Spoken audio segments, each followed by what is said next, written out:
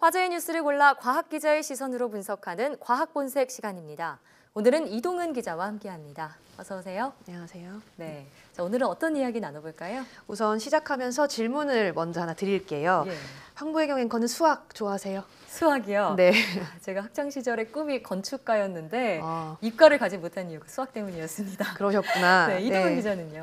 저도 사실 수학을 아주 일찌감치 포기한 수포자 중 한 명이었습니다. 예. 황보혜경 앵커나 저도 그다지 이제 수학을 좋아하는 사람들이 아니었지만 지금도 이 학생들 중에는 수포자가 굉장히 많다고 합니다. 예. 그런데 이 아이들이 보통 수학을 싫어하게 되는 시점이 언제인지 봤더니 이 초등학교 3학년 때 분수를 배우면서다, 이런 연구 결과가 나왔습니다. 초등학교 3학년 때면 생각보다 이른 시기부터 아이들이 수학을 포기하게 된다는 얘기인데 연구 결과 자세히 전해주시죠. 네, 이 한국교육과정평가원이 초중학교 학생들을 대상으로 조사를 해봤는데요. 예. 전반적으로 좀 학업에 어려움을 느끼는 학생들, 특히 수학을 어려워하는 아이들한테 가장 고비가 언제였냐 이렇게 물어봤습니다.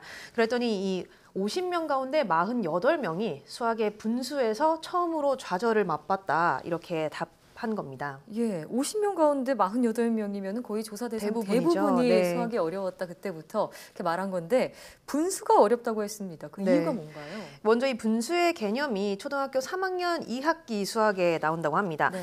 아마 대부분 잘 기억이 이제는 안 나실 텐데 예. 여기서 가분수, 대분수, 진분수 이런 분수의 개념들을 익히게 되고요. 가물가물하네요. 그렇죠. 네. 분모가 같은 분수의 합을 구하는 이 기초 연산까지 배우게 됩니다. 예. 그런데 이게 왜 아이들한테 이렇게 어렵게 느껴지는지 분석을 해봤더니 우리가 보통 이 초등학교 1, 2학년 때 배우는 덧셈부터 뺄셈, 곱셈 같은 경우는 구체적인 사물로 연산을 할 수가 있습니다. 예. 보통 얘기할 때 주머니에 사과가 20개가 있는데 여기에 12개가 더 들어가면 몇 개가 될까 이런 네. 식으로 접근을 하잖아요. 그런데 이 분수는 자연수가 아니니까 더 이상 이런 방법이 안 통하게 되는 겁니다. 아, 그러니까 눈에 보이는 물건으로는 분수의 개념을 이해하기가 좀 쉽지 않잖아요. 그렇죠. 좀 아이들의 입장이 이해가 되는 바가 있는데 네. 그럼 아이들이 분수의 개념 자체를 좀 이해하기 힘들어한다, 이런 얘기인가요? 네, 맞습니다. 실제로 이번 연구에 참여했던 한 교사는 아이들이 이렇게 분수 계산을 제대로 못하는 경우에는 공부에 대한 자신감 자체가 점점 하락했다, 이렇게 말을 했는데요. 예. 이렇게 분수 개념을 처음부터 제대로 이해를 하지 못하면 고학년이 되면서 더 어려움을 겪게 됩니다. 예. 이 4학년 1학기가 되면 분모가 다른 분수의 덧셈과 뺄셈이 나오게 되고요. 예. 또 5학년에는 곱셈과 나눗셈까지 배우게 됩니다.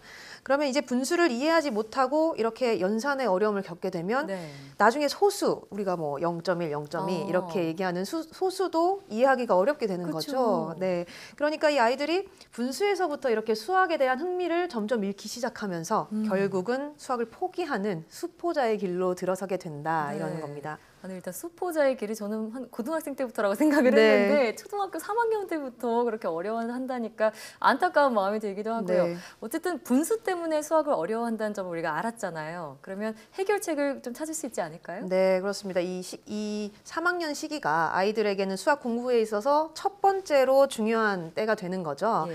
그러니까 이 충분한 학습이 이루어지도록 좀 특별히 신경을 쓸 필요가 있는데요. 네. 우선 이 1, 2학년 때 배우는 기초 연산을 확실하게 익히도록 좀 주의를 기울이는 게 좋을 것 같습니다. 예. 또 이 분수의 개념과 연산을 좀 쉽게 배울 수 있도록 좀 이 시기에 집중 교육 과정을 마련하는 것도 중요할 것 같은데요. 예.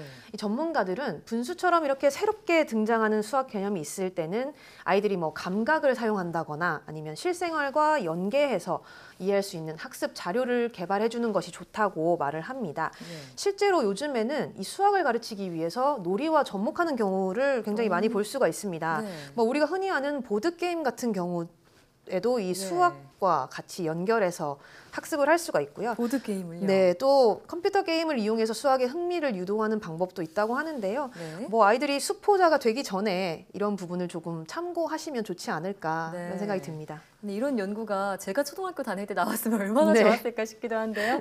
다음 소식으로 넘어가 보죠. 네, 최근에 이 미세먼지를 제거하는 데 효과가 있다 예. 해서 수소수가 한창 인기를 끌었습니다. 네. SNS에서 굉장히 화제가 됐었는데 혹시 들어보셨나요? 저도 그 광고를 직접 봤는데 네. 피부에 뿌리면은 이 수소수가 미세먼지, 노폐물까지 씻어준다고 하더라고요. 네, 맞습니다. 반신반의했었는데 사실 이 수소수가 좀 건강에 좋다 이런 얘기는 옛날부터 나왔잖아요. 네, 맞아요. 이 수소수 열풍을 조금 되돌아보면 첫 시작은 일본에서 시작이 됐습니다. 예. 이 수소수가 노화 방지나 뭐 피부 건강에 좋다 이런 소문들이 확산이 되면서 시장이 빠르게 성장을 했고요. 예. 우리나라도 이미 한 10년 전부터 이 수소수가 등장을 했습니다.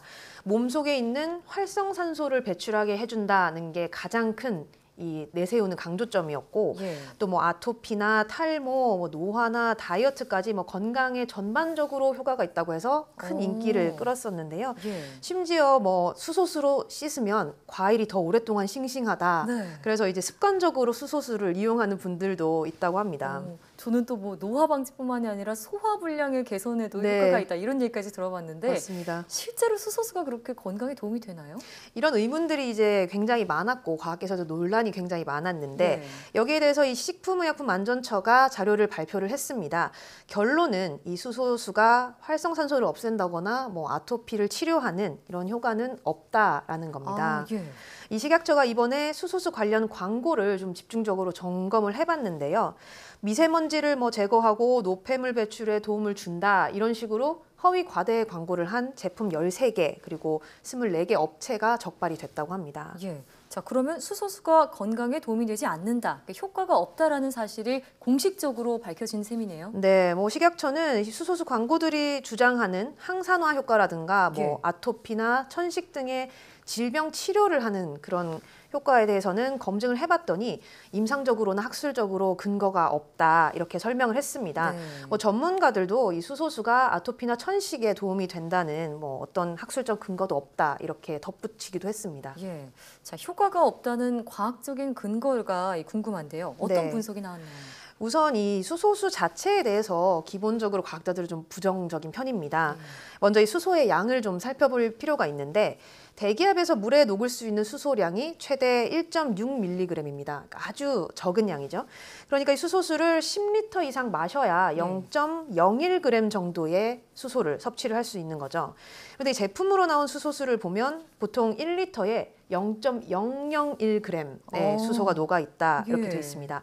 그러니까 이걸 계산을 해보면 우리가 보통 하루에 물 섭취 권장량이 2리터 정도 되는데 예. 이 2리터를 모두 수소수로 마신다고 해도 최대 한 2mg 정도의 아주 극미량의 수소를 섭취를 예. 할 수 있는 거죠. 2mg 정도면 너무 적은 양 아닌가요? 그렇죠. 네. 거기다가 이렇게 물에 녹아 있는 수소는 예. 사실 우리가 100%다 섭취하기가 힘듭니다.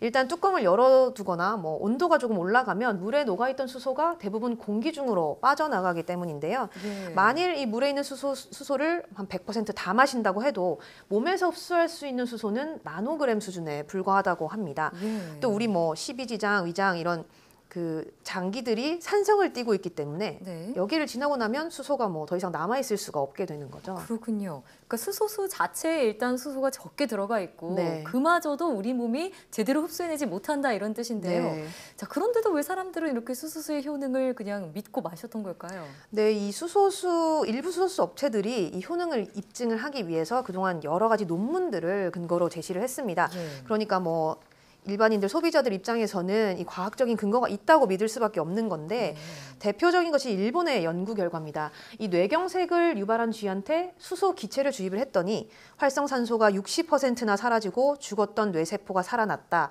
이런 연구 논문이 있었는데 네. 이것이 이제 수소수 업체들의 어떤 대표적인 근거였거든요. 네.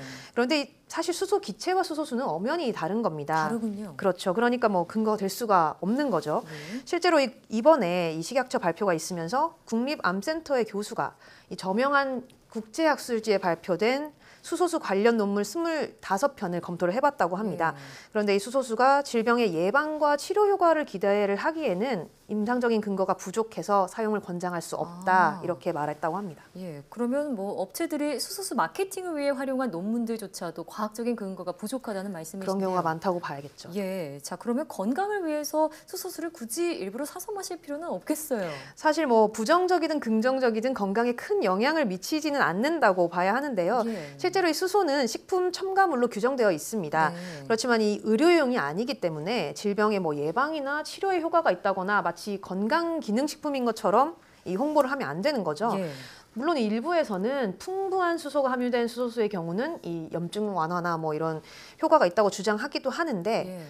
허위나 과대 광고가 워낙 많은 만큼 이 소비자들의 현명한 판단이 좀 필요할 것 같습니다. 네. 저는 오늘 이동훈 기자 얘기를 듣다 보니까 음이온 열풍이 또 떠오릅니다. 맞습니다. 이 네. 역시도 과학적인 근거가 전혀 없잖아요. 네.